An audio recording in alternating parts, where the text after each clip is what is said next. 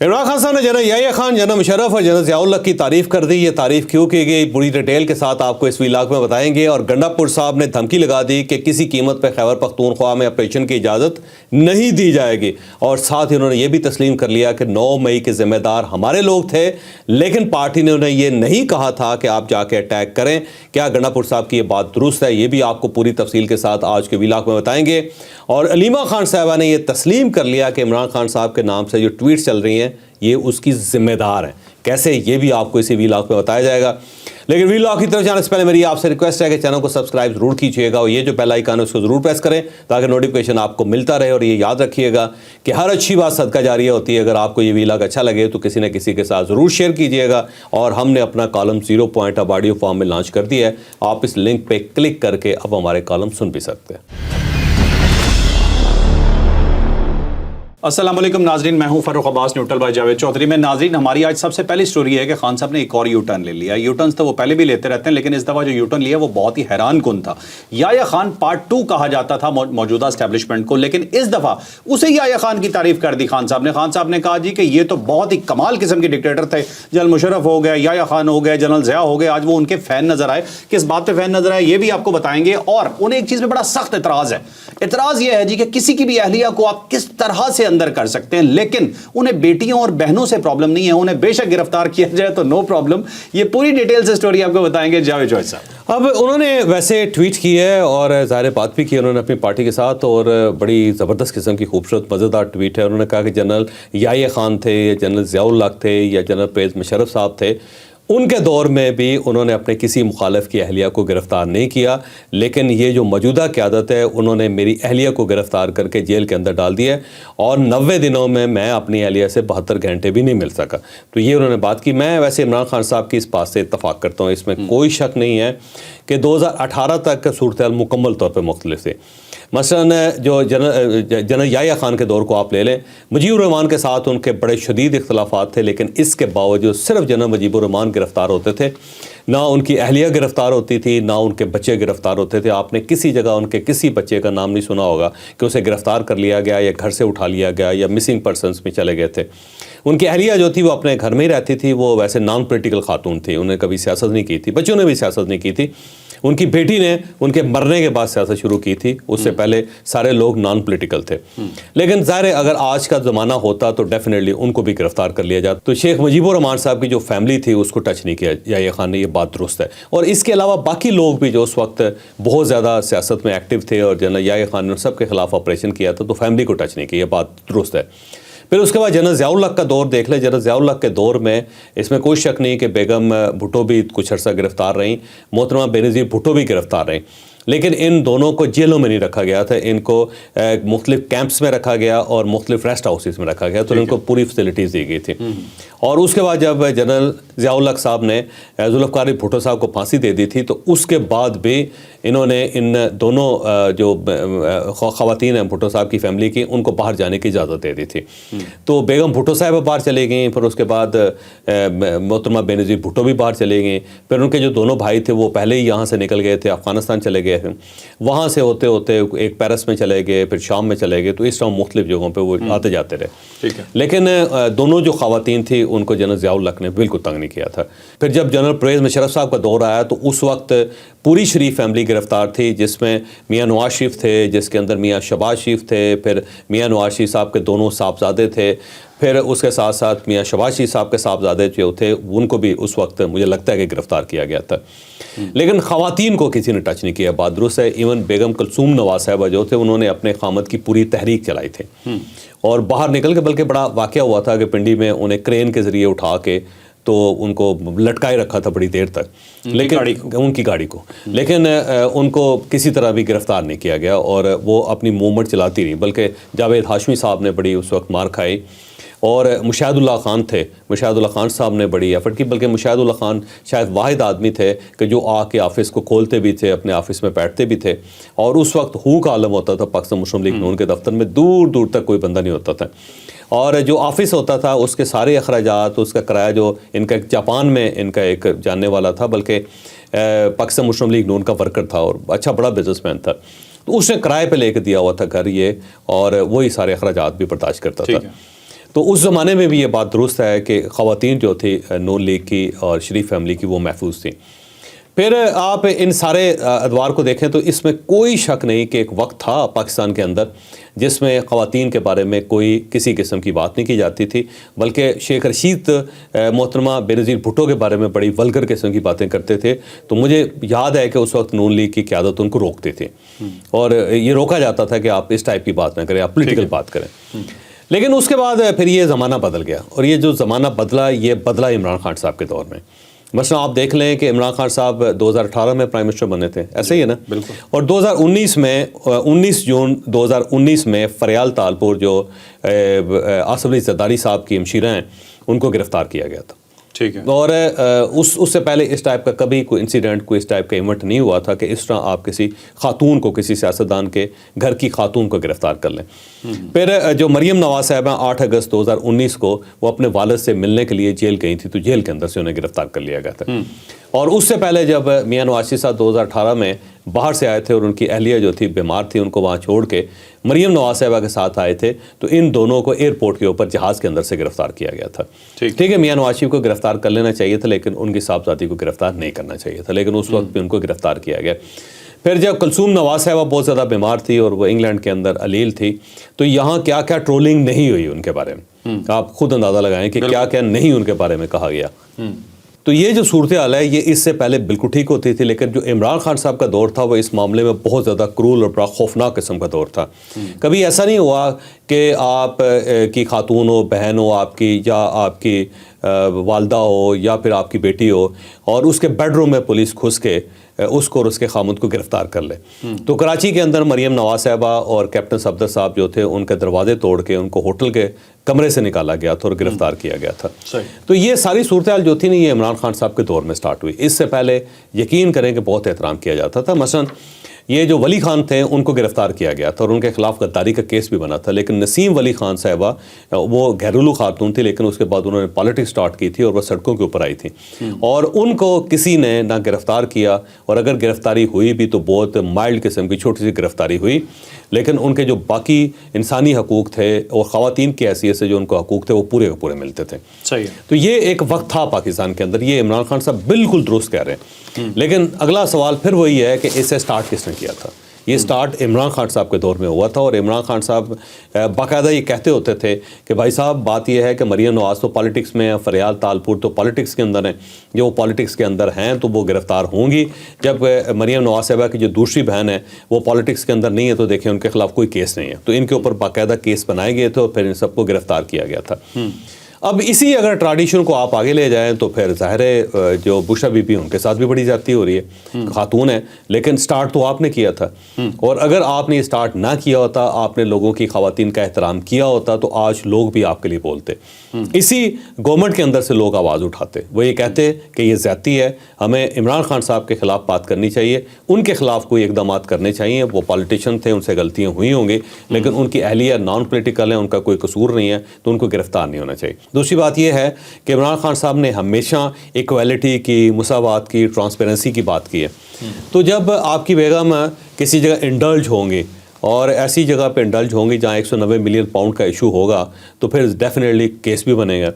تو آپ کو کیا ضرورت تھی کہ اپنی بیگم کو اس میں انوالو کریں آپ، یا آپ کو کیا ضرورت تھی کہ فرا گوگی کے ذریعے پنجاب کی گورنمنٹ چلائیں، اور جو پنجاب کی گورنمنٹ چل رہی ہے اس کے ڈانڈے اگر آپ کے گھر سے نکلیں گے اور بشرا بی بی کی انوالومنٹ اس کے اندر ہوگی تو پھر ڈیفینیٹلی کہیں نہ کہیں بات ہوگی، کہیں نہ کہیں آپ سے پوچھا بھی جائے گا، پھر آپ کے خلاف کیس بھی بنیں گے. صحیح. اب القادر یونیورسٹی جو ہے اس کے اندر ظاہر بشرا بی بی کی انوالومنٹ تھی، 190 ملین پاؤنڈ کا جو کیس ہے وہ سب کے سامنے.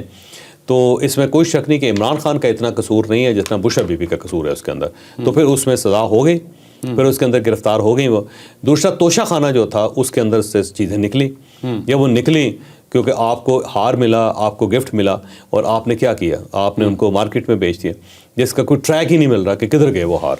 تو جب آپ نے یہ کام کیے تو اس کے بعد ظاہر ہے پھر ڈیفینیٹلی آپ کو سزا تو ہوگی. تو ایک ٹرینڈ عمران خان صاحب نے بنایا تھا. دوسرا عمران خان صاحب کی مساوات، قانون، انصاف اور برابری کے دائی تھے. تو اب وہ برابری ہو رہی ہے کہ جب ان کی بیگم کے ہاتھ سے بہت ساری چیزیں نکلی ہیں اور وہ مارکیٹ میں بکی ہیں اور جب 190 ملین پاؤنڈ کا کیس جو ہے ان کی طرف گیا ہے تو پھر ڈیفینیٹلی پھر یہ ہوگا. پھر جو سب سے پہلے جو کیس بنا تھا ان کے اوپر وہ تھا عدت میں نکاح. تو آپ کو کیا ضرورت تھی عدت میں نکاح کرنے کی؟ کیا جلدی تھی آپ کو؟ آپ رک جاتے, عدت پوری ہو لینے دیتے. مطلب جرم ہے تو پھر تو سزا ملے گی نا. جرم تو ہے نا, آپ نے غلطی کی ہے, جرم ہے, آپ کی پوری پارٹی مان رہی ہے, اور اس وقت جو آپ کے نکاح خوان تھے, اس وقت جو آپ کے گواہ تھے وہ بات مان رہے. تو جب مان رہے ہیں لوگ تو پھر اس کے بعد تو آپ کے پاس آپشن کوئی نہیں ہے. جس طرح وکلا نے وہ ان دنوں کو پورا کیا تھا عدت کے, توبہ توبہ توبہ, میں کہتا ہوں جی لوگ سن کے لوگوں کے کان سرخ ہو جاتے تھے, شرمندہ ہونے شروع ہو جاتے تھے کہ کس طرح آپ مہینوں کو کیلکولیٹ کر کے اور جو خواتین کی خاص دن ہوتے ہیں ان کا ذکر کر کے جیل کے اندر, عدالت کے اندر جہاں پہ اتنے لوگ کھڑے ہیں, اور ان کے وکلا جو اس قسم کی بحث کر کے وہ ثابت کرنے کی کوشش کر رہے تھے کہ عدت پوری ہو گئی تھی. تو اب اس لیول پہ جب آپ جائیں گے تو ڈیفینیٹلی پھر لوگ آپ کے اوپر آواز اٹھائیں گے, لوگ آپ کے اوپر انگلیاں بھی اٹھائیں گے. تو اس لیول پہ نہیں جانا چاہیے. تو یہ غلطیاں ہیں جس کا خمیازہ بھگت رہے ہیں. یہ ٹٹ فار ٹیٹ ہے. اچھا, یہ بات درست ہے کہ اس سے پہلے حالات ٹھیک ہوتے تھے, لیکن یہ سارے جو معاملے ہیں یہ عمران خان صاحب کے دور میں شروع ہوئے ہیں, اور جب آپ کے دور میں اسٹارٹ ہوئے ہیں تو پھر یہ وہی ہے, جب وقت آگے جاتا ہے تو پھر وقت واپس بھی آتا ہے. جو آپ کرتے ہیں وہ آپ کو اٹھانا بھی پڑتا ہے, جو آپ بوتے ہیں وہ آپ کو کاٹنا بھی پڑتا ہے. اور بونے کے بارے میں کہتے ہیں کہ آپ ایک دانہ بوتے ہیں تو آپ کو 100 دانے کاٹنے پڑتے ہیں, کیونکہ اس کے اوپر سٹے لگتے ہیں اور اس میں بڑے دانے نکلتے ہیں. تو یہ ساری وہ چیزیں ہیں, مقافات عمل ہے جو الٹیمیٹلی گھوم پھر کے آپ کے پاس آیا. تو عمران خان صاحب کو چاہیے کہ اپنی غلطیوں کا ادراک کریں, اس میں اللہ تعالیٰ سے معافی مانگیں. چلے انسانوں سے نہ مانگیں, آپ انسانوں سے معذرت نہ کریں آپ, لیکن اللہ تعالیٰ سے معافی مانگیں. بڑی زیادتی کی آپ نے اپنے دور میں.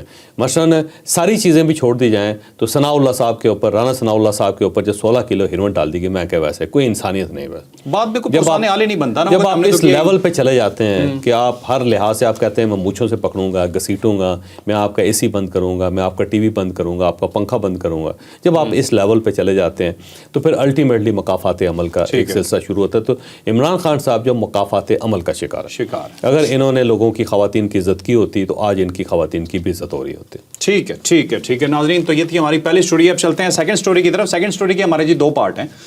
وزیر اعلیٰ خیبر پختونخوا جو ہیں علی امین گنڈا پور صاحب, ان جب وہ بیان دیتے ہیں تو پتہ نہیں شاید واقعی سوچ کے دیتے ہیں, وہ بہت سمجھدار انسان ہوں گے, لیکن ہمیں ان چیزوں کو سمجھنے کے لیے بہت ذہن لگانا پڑتا ہے کہ ایکچوئل میں وہ کہنا کیا چاہ رہے ہیں. ایک سائڈ پہ کے پی میں وہ کہہ رہے ہیں جی کہ حافظ گل بہادر اور باقی جو اس طرح کے دہشت گرد ہیں میں ان کی لوکیشنز نہیں پتہ, لیکن دوسری سائڈ پہ وہ کہہ رہے ہیں کہ کے پی میں آپریشن ہم نہیں ہونے دیں گے. ایک سائڈ پہ ہمارے پاس رپورٹس آتی ہیں, وہاں پہ اے این پی کے لوگ اور بہت سارے ایسے لوگ جن کا تعلق کے پی سے ہے, وہ کہتے ہیں کہ شام کے بعد ہمارا وہاں پہ نکلنا مشکل ہو گیا ہے. دوسری سائڈ پہ یہ کہتے ہیں کہ ایسا مسئلہ ہی نہیں ہے, کوئی ایشو ہی نہیں ہے. اور دوسری سٹوری ایک اور بھی ہے 9 مئی کی پی ٹی آئی کے حوالے سے, وہ خیر میرے خیال چور صاحب نیکسٹ پہ ڈسکس کر لیتے. پہلے یہ بتائیے گا آپریشن کو روکا جا رہا ہے کے پی میں. اب دیکھیں, پاکستان تحریک انصاف یہ چاہتی ہے کہ مذاکرات کیے جائیں, لیکن یہاں پہ 2 سوال پیدا ہوتے ہیں. پہلا سوال تو یہ ہے کہ مذاکرات آپ نے کس سے کرنے ہیں, کیا آپ نے ٹی ٹی پی سے کرنے ہیں یا پھر آپ نے افغان طالبان سے کرنے ہیں. دو ہی ہیں نا جی. اور اب اگر آپ نے افغان طالبان سے کرنے ہیں تو افغان طالبان سے تو گورنمنٹ انگیجڈ ہے, ان کے ساتھ تو مذاکرات کئی بار کر چکی ہے. یہاں سے پوری ٹیم گئی تھی وہاں مذاکرات کرنے کے لیے, اور اس سے پہلے بھی کئی مرتبہ مذاکرات ہوئے ہیں. سیز فائر بھی ہوا ہے, ایگریمنٹ بھی ہوا ہے, اور اس میں بہت ساری بین الاقوامی طاقتیں, عالمی طاقتیں اس کی گواہ بھی ہیں. سالس کا کردار بھی انہوں نے ادا کیا ہوا ہے. دوحہ کے اندر بھی ہوئے ہیں, چائنیز نے بھی کروائے ہوئے ہیں, ترکی نے بھی کروائے ہوئے ہیں, بہت سارے ملکوں نے مذاکرات کروائے ہیں. اور ہر بار طالبان نے یہ یقین دلوایا کہ جی ہماری زمین جو ہے وہ پاکستان کے خلاف استعمال نہیں ہوگی, بلکہ کسی ملک کے خلاف استعمال نہیں ہوگی, لیکن اس کے باوجود زمین استعمال ہوتی رہی. دوسرا یہ ہے کہ جب بھی آپ کسی سے مذاکرات کرتے ہیں تو ڈیمانڈز ہوتی ہیں, کچھ ڈیمانڈز آپ کی ہوتی ہیں, کچھ ڈیمانڈز دوسرے کی ہوتی ہیں. اب جو ٹی ٹی پی ہے اس کی کچھ ڈیمانڈز ہیں, ان کی 3 مین ڈیمانڈز ہیں. پہلی ڈیمانڈ ان کی یہ ہے کہ جو فاٹا کا مرجر ہوا ہے اسے انڈو کرے گورنمنٹ آف پاکستان. یہ بالکل ایسے ہے جیسے ہم افغانستان سے کہہ دیں کہ آپ کے اگر جو صوبے ہیں ان سب کو آپ اس کو دوبارہ ری الائن کر کے 4 صوبے بنا دیں اپنے ملک میں. ٹھیک ہے بھائی, دوسرا کون ہوتا ہے جو یہ کہے کہ آپ نے اگر کوئی مرجر کیا ہے تو آپ اس کو انڈو کر دیں؟ کون ہوتے ہیں لوگ؟ ٹھیک ہے. دوسرا یہ ہے کہ جب گورنمنٹ آف پاکستان نے ایک انیشیٹو لے لیا ہے تو اب لے لیا ہم نے انیشیٹو, ہم نے پنجاب بھی بنا لیا, بس اس سے پہلے 1 یونٹ ہوتا تھا, 1 یونٹ توڑ کے ہم نے 4 صوبے بنا لیے.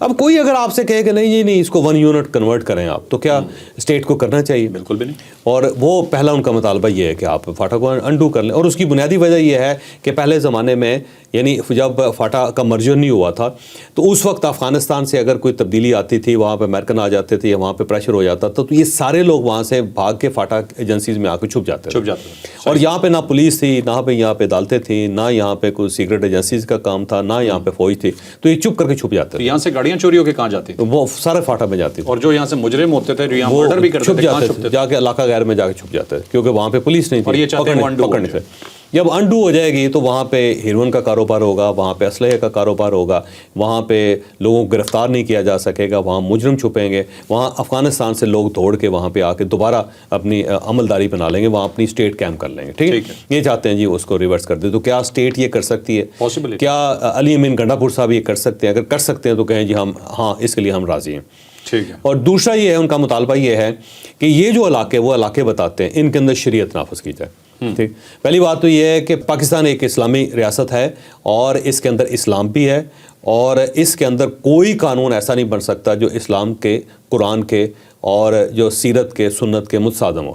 صحیح۔ اور اس کے علاوہ ہماری شریعت کورٹ بھی ہے اور وہ فیصلہ کرتی ہے، اور وہ بہت سارے فیصلے انڈو کر دیتی ہے، وہ یہ کہتی ہے کہ یہ غیر اسلامی ہے، اور شریعت کورٹ پراپر شریعت کورٹ ہے جس کو کہتے ہیں نا جی، اور اس کے جو ججز ہیں ان کا حکم مانا جاتا ہے پاکستان میں۔ ٹھیک ہے۔ تو لیکن وہ یہ کہتے ہیں کہ جناب جو فاٹا کے علاقے جن کا مرجر انڈو ہوگا وہاں پہ ایک اسلامی ریاست قائم ہوگی اور وہاں پہ اسلامی قوانین نافذ کیے جائیں گے، اور وہ قوانین وہ اپنی مرضی کے نافذ کرنا چاہتے ہیں۔ پھر اس کا مطلب یہ ہوا کہ کرم ایجنسی کے اندر، پارا چنار کے اندر جتنے شیعہ کمیونٹی ان سب کو یہاں سے نکال دیں، یا پھر ان کو اجازت دے دی جائے کہ آپ ان کو گولی مار دیں یہاں پہ۔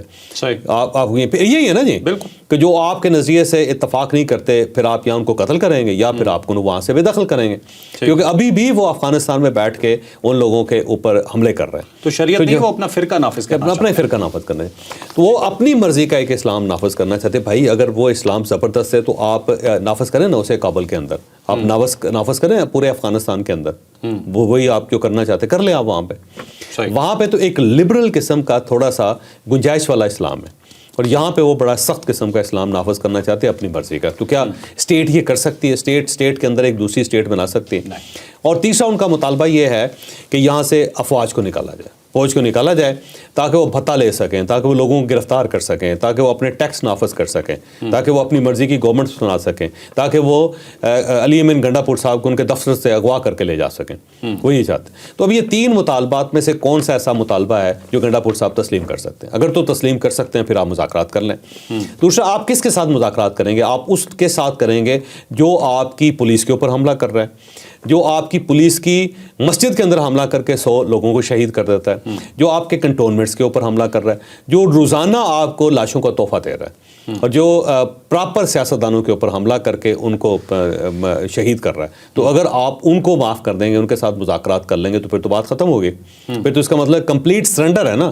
تو پھر تو آپ ہتھیار ڈال رہے ہیں ان لوگوں کے ساتھ جن کے بارے میں آپ کا خیال ہے کہ 35 سے 40 ہزار لوگ ہیں، جن میں سے جو واریر لڑنے والے ہیں وہ 7-8 ہزار ہیں، دہشت گرد جو، باقی ان کی فیملیز ہیں۔ تو پھر اس کا مطلب ہے کہ اس اسٹیٹ کو پھر نیوکلیر پاور نہیں کرنا چاہیے۔ پھر جو ہمارے پاس 7 لاکھ فوج ہے، پھر میرا خیال ہے اس فوج کو ختم کر دینا چاہیے، کیونکہ آپ اس کا مطلب یہ 7,000 لوگ جو ہیں اگر پوری اسٹیٹ کو بو ڈاؤن کر رہے ہیں اور اسٹیٹ ان کے سامنے لیٹنے پہ مجبور ہے، ان کی ٹرمز اینڈ کنڈیشن ماننے پہ مجبور ہے، تو پھر تو ختم ہوگی نا بات۔ اسٹیٹ تو بو ڈاؤن نہیں کر رہی، لیکن صوبہ جو ہے وہ لگ رہا ہے کہ جیسے چیف منسٹر صاحب چاہ رہے ہیں کہ بو ڈاؤن ہو جائے۔ اب وہ کہہ رہے ہیں جی کسی قیمت پہ آپریشن نہیں ہوگا، تو بھائی یہ آپریشن آپ کے صوبے کے لیے ہو رہا ہے، یہ اس کے لیے امن و امان قائم کرنے کے لیے ہو رہا ہے، اس کی کوئی اور وجہ نہیں۔ تو اگر آپ یہ چاہتے ہیں کہ آپ اسی قیاس کے اندر رہیں کہ پشاور شہر میں بھی شام 5 بجے کوئی بندہ باہر نہ نکل سکے، آپ اپنے علاقے میں نہ جا سکیں، اور باقی جو علاقے ہیں وہ بھی آپ کے ہاتھ سے نکلتے جائیں، بھتے کی پرچیاں ہوں، اور چیف منسٹر اور اس کا جو بھائی ہے وہ بھی بھتہ دینے پہ مجبور ہو، تو اگر آپ تو یہ کرنا چاہتے ہیں، اور ساتھ ساتھ جو ٹھیکے ہیں اس کے اندر طالبان یہ کہہ رہے ہوں کہ 10% تو ہمارا ہے اور 10% آپ ان کو دینے پہ مجبور ہوں، تو اگر آپ اس صورتحال میں اپنے صوبے کو چلا سکتے ہیں تو پھر بالکل ٹھیک، پھر آپ مذاکرات بھی کر لیں اور پھر بالکل آپریشن نہ ہونے دیں۔ لیکن اگر آپ یہ سمجھتے ہیں کہ آپ کے صوبے کے لوگوں کا یہ حق ہے کہ وہ امن و امان کے ساتھ رہیں، تو پھر تو آپ کو اسٹیٹ کی بات ماننی پڑے گی، تو پھر اسٹیٹ کے ساتھ چلنا پڑے گا۔ تو مجھے علی امین گنڈا پور صاحب کی جو منطق ہے اس کی سمجھ نہیں آئی ویسے۔ ٹھیک ہے، ویسے چور صاحب ایسا تو نہیں کہ چاہتے ہوں کہ یہ حملہ ہو یا یہ آپریشن ہونا چاہیے، لیکن یہ ذمہ داری قبول نہیں کرنا چاہتا ہے تاکہ بیک لیش ان کے اوپر کوئی نہ آئے۔ بہرحال ذمہ داری تو آپ کو قبول کرنی پڑے گی۔ 2 ہی آپشن ہے آپ کے پاس، یا آپ اسٹیٹ کے ساتھ چلیں یا پھر آپ اینٹی اسٹیٹ چلیں. ٹھیک, آپ ٹی ٹی پی کے ساتھ شامل ہو جائیں یا ریاست پاکستان کے ساتھ شامل ہو جائیں, اس کے علاوہ آپشن کوئی نہیں اس میں. ٹھیک ہے, ٹھیک ہے. چلیں جو صاحب نیکسٹ سٹوری اسی کا پارٹ ہے. 9 مئی کے حوالے سے انہوں نے کہا جی کہ 9 مئی جو ہوا تھا یہ پارٹی پالیسی نہیں تھی, لیکن جن لوگوں نے کیا تھا اس کے بارے میں تقریباً مان گئے کہ جی ہمارے ہی لوگ تھے. پہلے تو مانتے ہی نہیں تھے کہ 9 مئی انہوں نے کیا ہے, لیکن اس کے اندر ایک بہت بڑا پوائنٹ ہے کہ بھائی اگر وہ لوگ آپ کے نہیں تھے تو ایک عمل آپ نے ایسا کیا کہ جس میں آپ نے انہیں نوازا. یہ عمل کیا تھا, یہ سٹوری پوری کیا ہے, ڈیٹیل سے بتا. اب دیکھیں 9 مئی اگر آپ کے لوگ تھے تو آپ نے مان لیا اور آپ نے کہا کہ انہوں نے نادانی کی ہے, ذمہ دار تھے, تو پھر آپ ان کا کیس کیوں لڑ رہے ہیں؟ ان کا کیس ملٹری ٹرائل ہونے دیں, ان کا فوجی عدالتوں میں کیس چلنے دیں نا. غلطی کی ہے, اگر غلطی آپ کا بھائی بھی کرے گا تو آپ یہ تو نہیں کہیں گے نہیں اس کو سزا نہیں ہونی چاہیے, اس کو گرفتار نہیں ہونا چاہیے. تو جب آپ اپنے بھائی کے بارے میں بھی یہ سوچتے ہیں کہ اگر اس نے غلطی کی ہے تو جو لا آف لینڈ ہے اس کے مطابق اس کے خلاف کارروائی ہونی چاہیے, تو پھر آپ ان لوگوں کو پروٹیکٹ کیوں کر رہے ہیں؟ جب آپ سمجھتے ہیں کہ غلطی کی انہوں نے تو پھر ان کو سزا ہونے دیں. ایک سائڈ پہ آپ یہ کہہ رہے ہیں کہ جی غلطی ہے, دوسری سائڈ پہ آپ کہہ رہے ہیں جی ملٹری ٹرائل نہیں ان کا ہونا چاہیے. آپ ان کو عدالتوں میں جانے دیں اور وہاں پہ بھی ان کے ساتھ رعایت کریں. جنہوں نے پوری اسٹیٹ کی رٹ کو برباد کر کے رکھ دیا, اسٹیٹ کی عزت کو پامال کر کے رکھ دیا, آپ کہہ رہے ہیں جی یہ بالکل ایسے جیسے خیبر پختونخوا کے اندر آبرو ریزی ہو جائے کسی خاتون کی اور آپ بعد میں کہ چھڈو جی چھڈو کوئی مسئلہ نہیں, چھڈو نوجوان سی غلطی ہو گئی. بھائی یہ نہیں ہے, اسٹیٹ ہے یار, یہ سافٹ اسٹیٹ ہے, اسی لیے سافٹ اسٹیٹ ہے کہ اس ٹائپ کی حرکتیں ہوتی ہیں یہاں پہ کہ آپ بڑا بڑا جرم لوگوں کا معاف کر دیتے ہیں اور آپ کہتے ہیں ٹھیک ہے نوجوان تھا جی غلطی ہوگی. پھر نوجوان تھا غلطی ہوگی کیا مطلب کور کمانڈر کا گھر جلا دیا اس نے؟ تو جو آپ کہہ رہے ہیں غلطی ہوگی. جو رہا ہو کے آئے تھے ان کے ساتھ گنڈا پور صاحب نے کیا کیا؟ جو رہا ہو کے آئے تھے سیدھے چیف منسٹر ہاؤس آئے تھے اور ان کے منسٹرز نے استقبال کیا تھا. وہاں ان کے اعزاز میں کھانا ہوا تھا, وہاں پہ تالیاں بجائی گئی تھی اور ان میں ان لوگوں کے پھر کلپس بنا کے کہ ہم اگلی مرتبہ بھی جیل جانے کے لیے تیار ہیں عمران خان صاحب کے لیے, وہ وائرل ہوئے. شاباش دی گئی. اگر وہ غلطی تھی تو آپ یہ کہتے ہیں کہ یہ بیوقوف ہے, انہوں نے غلطی کی اور ہم ان کو اون نہیں کر رہے. عجیب سی بات ہے, اون بھی کرتے ہیں, غلطی بھی ہے. پہلے کہتے تھے یہ بندے ہی ہمارے نہیں. عمران خان صاحب آج بھی کہتے ہیں کہ ہمارے بندے نہیں تھے. پھر عمران خان صاحب یہ کہتے ہیں کہ جو فوج ہے اس نے اکسا لیا تھا ان کو. بھائی کمال ہے ویسے, یعنی اکسا لیا آپ کے لوگوں کو, کمال ہے ویسے. میرا خیال ہے پارٹی جو ہے نا اس کی مت ماری گئی ویسے آنیسٹلی.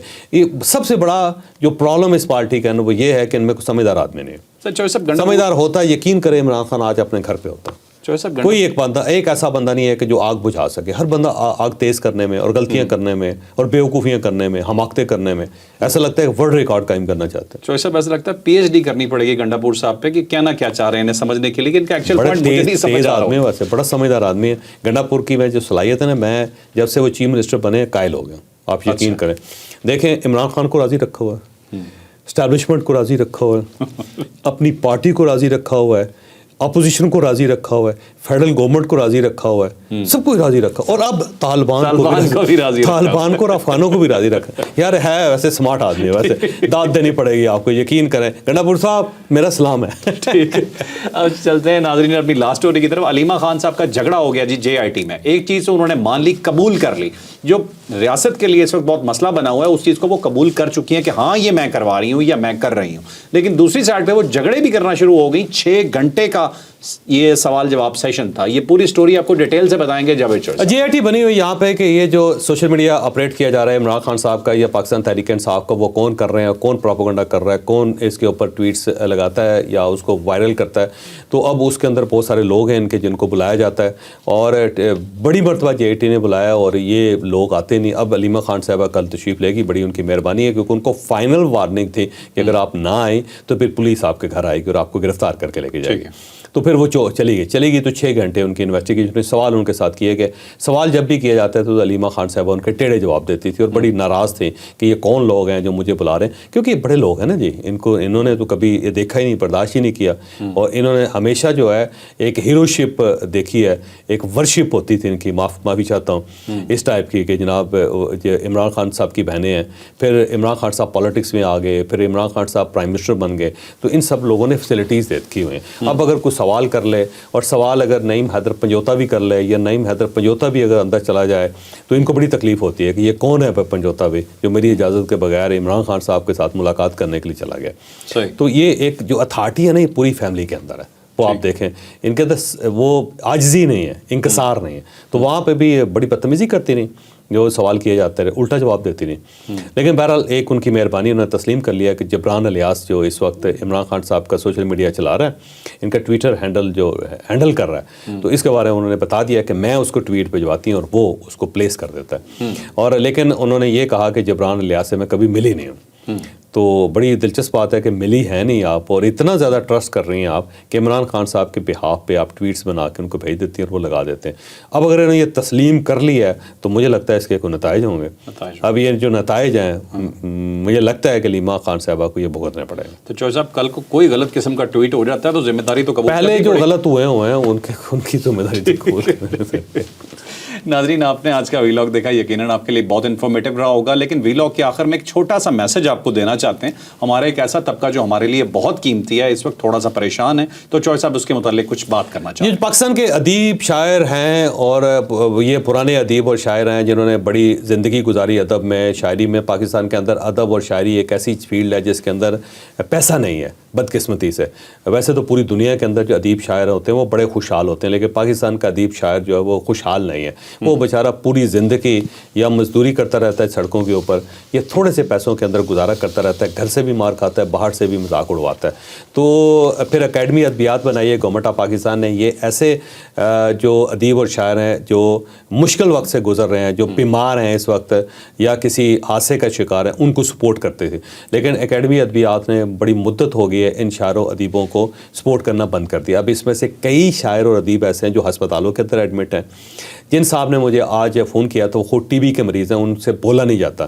تو اب اکیڈمی ادبیات نے, گورنمنٹ نے ان کے پیسے روکے ہوئے ہیں. تو میری اکیڈمی ادبیات سے اور گورنمنٹ سے اور یہ جو ثقافت کی منسٹری ہے, ایجوکیشن اینڈ ثقافت کی جو منسٹری ہے, اس سے درخواست ہے کہ جو غریب لاچار قسم کے شاعر اور ادیب ہیں, اللہ کا واسطہ ہے ان کا وظیفہ ان کو الاؤ کر دیں, دے دیں ان کو بیچاروں کو. بعد میں اگر آپ ان کی قبر پہ پھول بھی چڑھاتے رہیں گے, ان کو تمغے بھی دیتے رہیں گے, یا یہ بھی بتاتے رہیں گے جی کتنا عظیم آدمی تھا, تو کوئی فائدہ نہیں, کیونکہ اس وقت تک وہ دنیا سے رخصت ہو چکا ہوگا. تو اگر آپ کسی کے ساتھ نیکی کرنا چاہتے ہیں تو زندگی میں اس کے ساتھ نیکی کریں, اس کے مرنے کا انتظار نہ کریں. بہت سے شاعر ہسپتالوں میں بیٹھ کے اکیڈمی ادبیات کی طرف دیکھ رہے ہیں, تو وہ خدا خوفی کریں, ان کے اوپر کو مہربانی کریں.